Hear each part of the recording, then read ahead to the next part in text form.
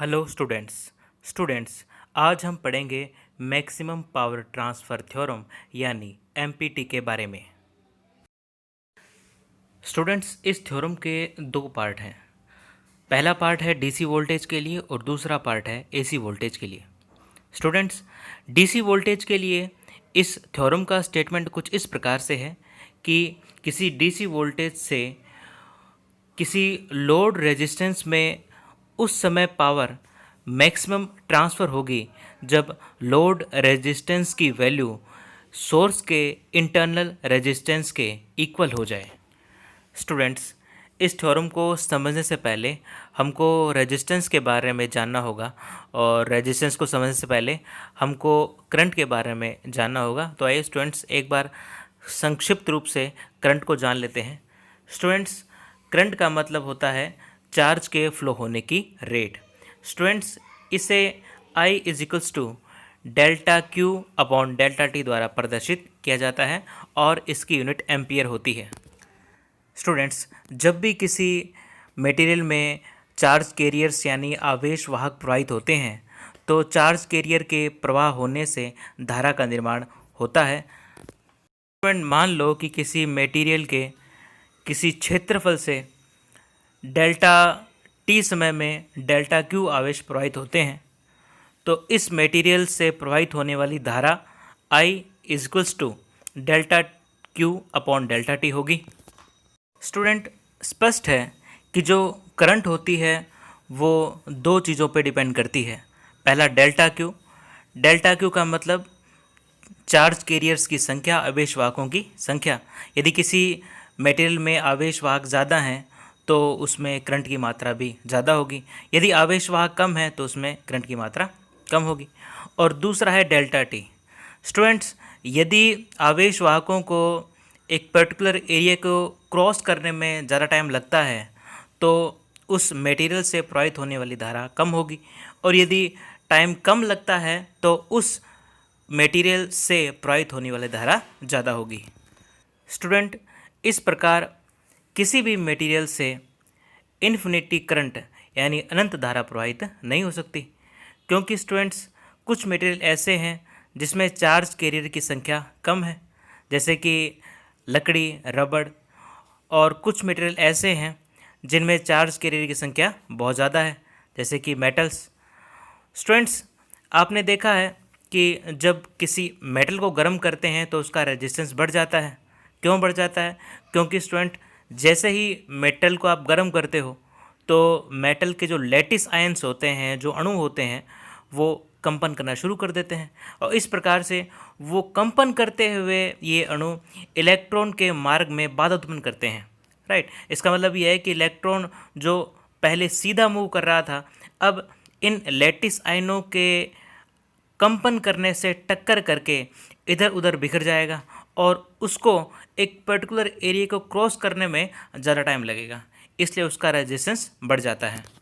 तो student, material की वो प्रॉपर्टी जो मटेरियल में करंट को फ्लो होने से रोकती है उस प्रॉपर्टी को हम बोलते हैं रेजिस्टेंस।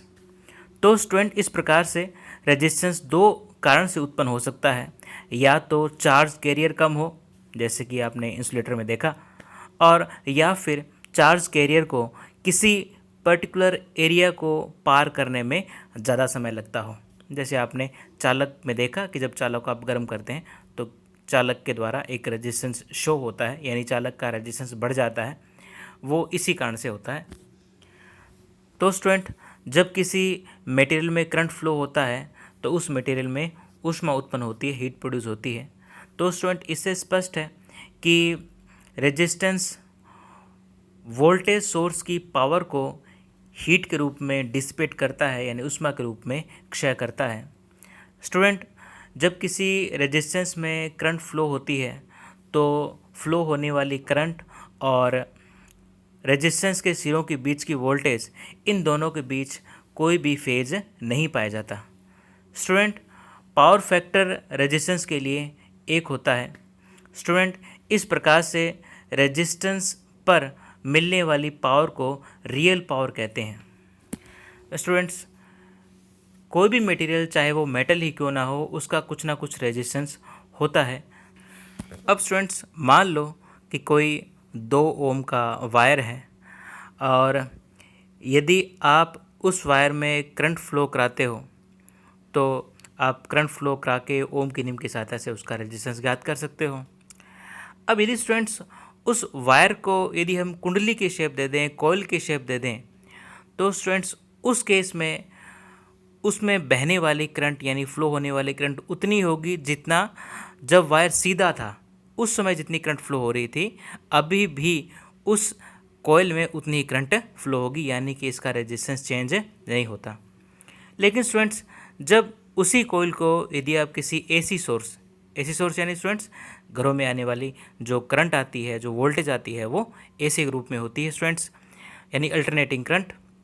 स्टूडेंट जब आप उस कॉइल को किसी अल्टरनेटिंग वोल्टेज सोर्स से जोड़ दोगे तो स्टूडेंट उसके कारण आप देखोगे कि बहने वाली धारा पहले की तुलना में कुछ कम हो गई।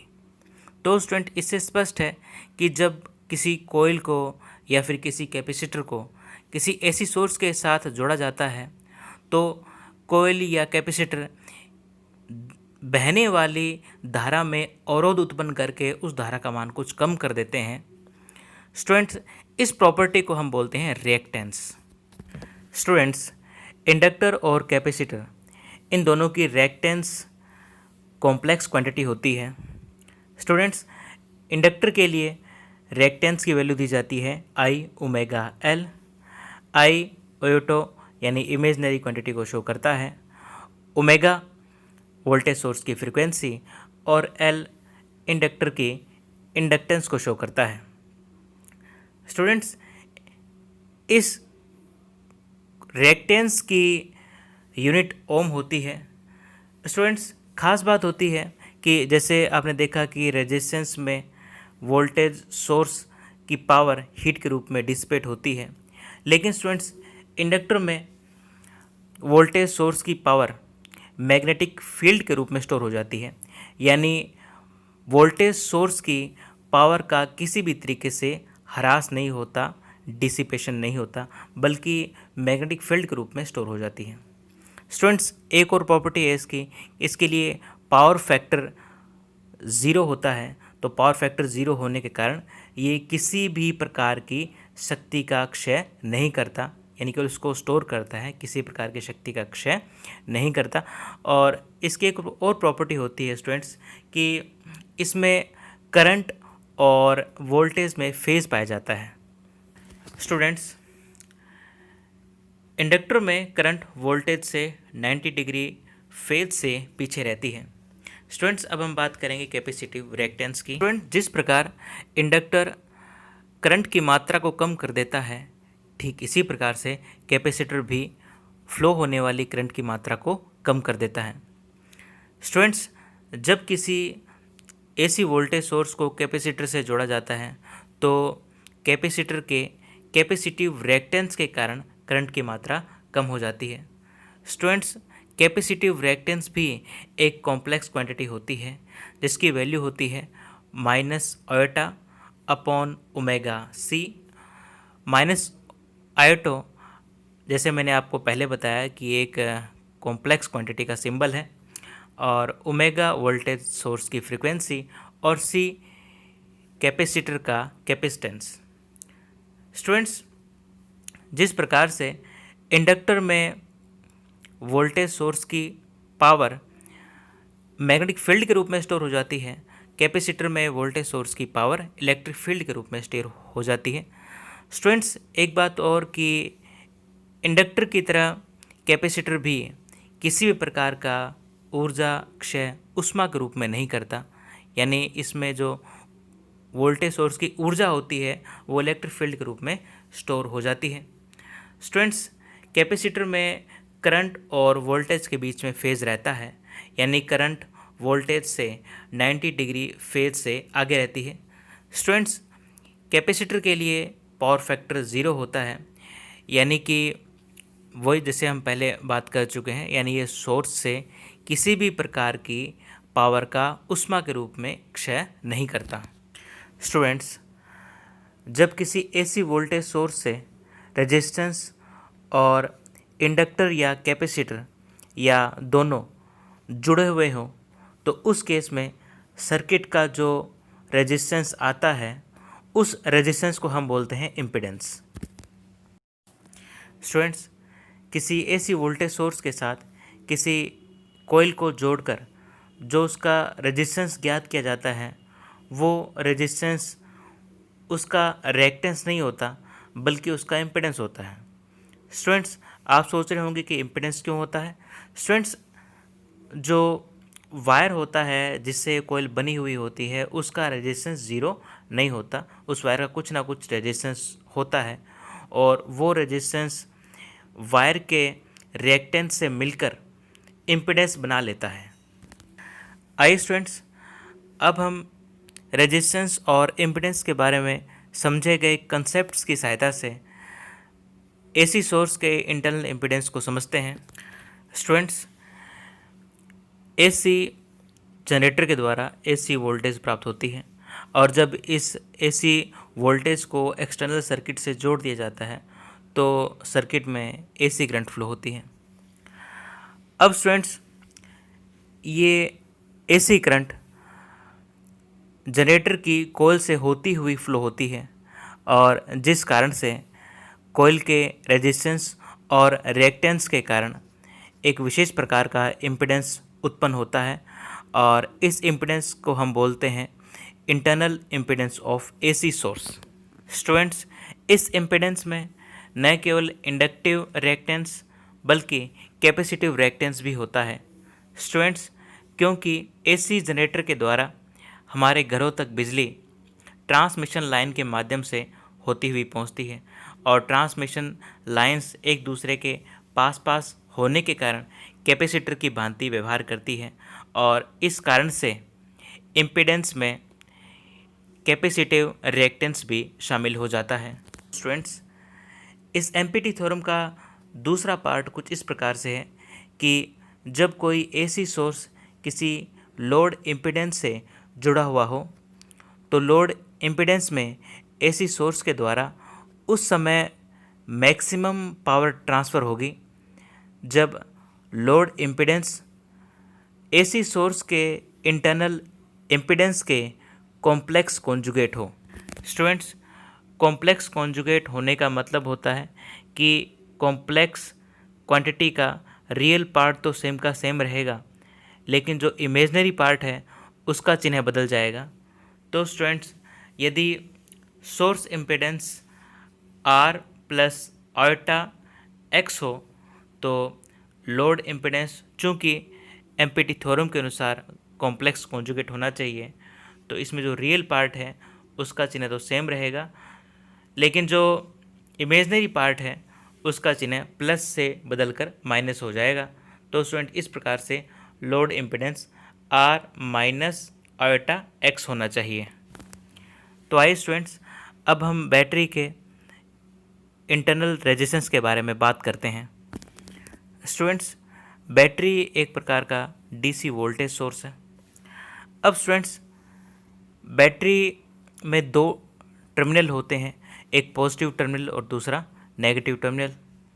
स्टूडेंट्स, अब ये जो दोनों टर्मिनल होते हैं ये एक विशेष प्रकार के केमिकल जिसको हम इलेक्ट्रोलाइट कहते हैं उसमें डूबे रहते हैं। स्टूडेंट्स, बैटरी में दो क्रियाएं एक साथ होती हैं। एक इलेक्ट्रोड इलेक्ट्रोलाइट से रिएक्शन करता है और इस रिएक्शन के फलस्वरूप अपने इलेक्ट्रॉन इलेक्ट्रोड पर ही छोड़कर इलेक्ट्रोलाइट में घुल जाता है और जिस कारण से वो इलेक्ट्रोड नेगेटिव टर्मिनल बन जाता है क्योंकि उस पर इलेक्ट्रॉन होता है इसलिए।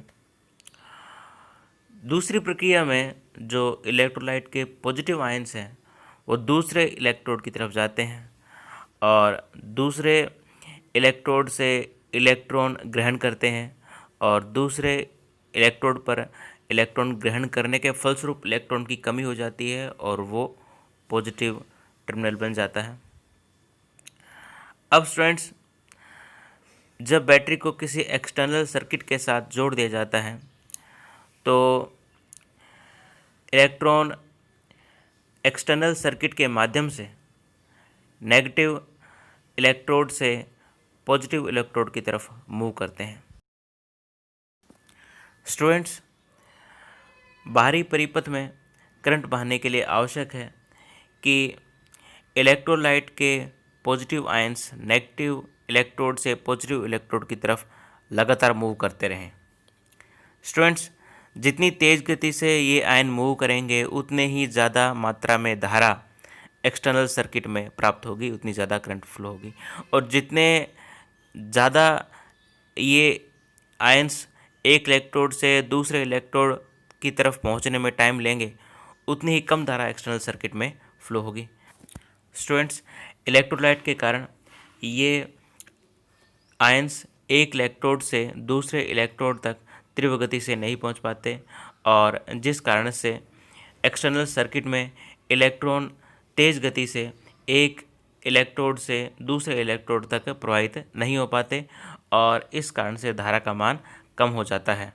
स्टूडेंट्स, इससे स्पष्ट है कि बैटरी से जब धारा ली जाती है तो बैटरी के द्वारा भी उस धारा के मार्ग में अवरोध उत्पन्न होता है, और इस अवरोध को हम बोलते हैं इंटरनल रेजिस्टेंस, आंतरिक प्रतिरोध।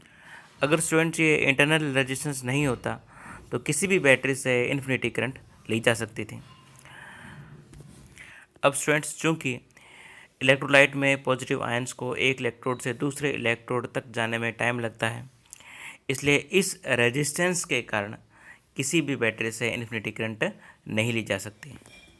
तो स्टूडेंट्स, इस प्रकार एम्पेटी थ्योरम का फर्स्ट पार्ट ये कहता है कि यदि किसी लोड रेजिस्टेंस में आपको मैक्सिमम पावर ट्रांसफ़र करनी है तो उस लोड रेजिस्टेंस का मान बैटरी के इंटरनल रेजिस्टेंस के इक्वल होना चाहिए। तो स्टूडेंट्स, इस प्रकार हमने एम्पेटी थ्योरम को समझा। अब नेक्स्ट पार्ट में हम इसका डेरिवेशन करेंगे।